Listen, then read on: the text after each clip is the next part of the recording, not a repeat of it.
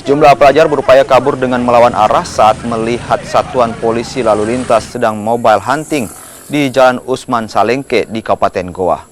Beberapa di antaranya bahkan nyaris terlibat kecelakaan dengan pengendara lainnya.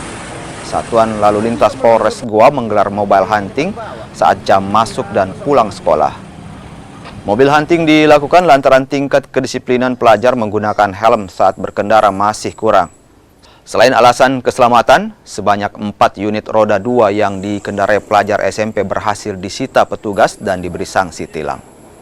Mobile hunting menemukan pelanggaran kasat mata, kami tindak, terutama anak sekolah yang mengendarai kendaraan roda 2. Dia kan belum bisa bawa kendaraan.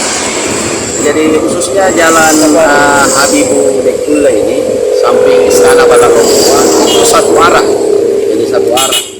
Jadi yang kami dapat melawan arah, kami tetap tindak.